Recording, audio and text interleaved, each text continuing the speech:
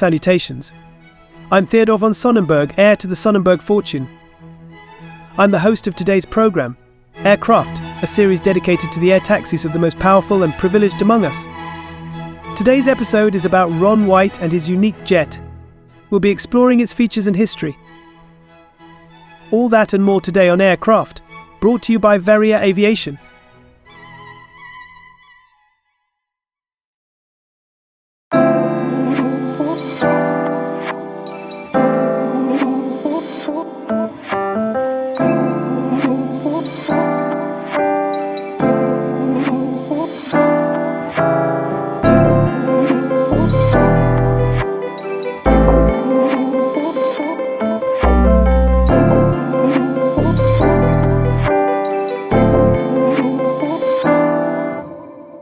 In the world of celebrity jets, Ron White not only has one of the most unique aircraft, but also the most unique relationship with it. Unlike Ron White's comedy routine, the aircraft he flies is rather obscure. He has chosen the IAI Westwind, commonly referred to as the Jew Canoe or Rabbi Rocket due to its production in Israel and canoe-like shape. The aircraft, built in 1980, features a pirate ship along with a skull and crossbones on the tail. He nicknamed the jet Tater Heir in reference to one of his most famous stand-up acts. The cabin can seat 7 or 8 passengers, with the belted lavatory providing an extra seat if needed. It's typically configured for 7 passengers with a 4-seat club, 2-seat divan and single forward-facing seat. Across from the divan is either a small galley or an extra passenger seat, depending on the layout. There's also a full-width lavatory at the rear. While it might not appear to be anything to write home about, the aircraft for its time and size is rather impressive.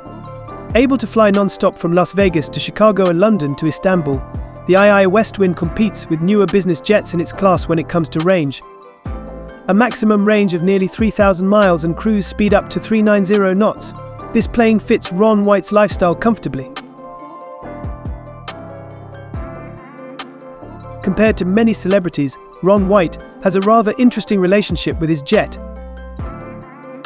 Ron White at one point found himself in hot water after one of his pilots alleged that he had been smoking weed on his plane and contacted the Atlanta police, suggesting it was a drug plane after he fired them.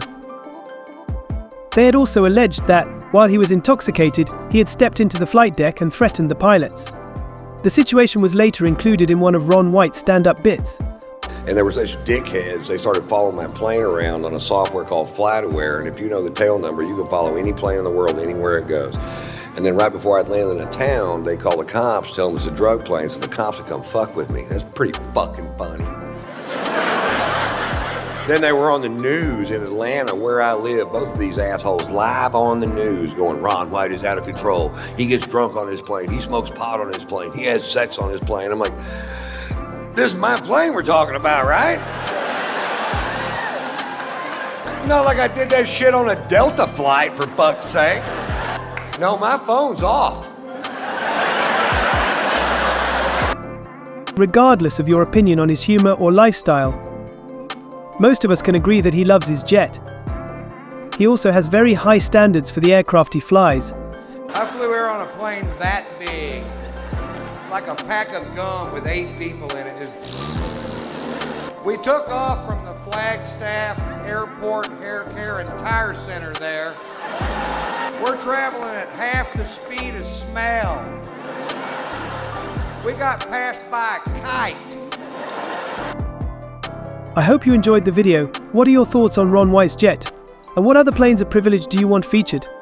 Let us know down in the comments.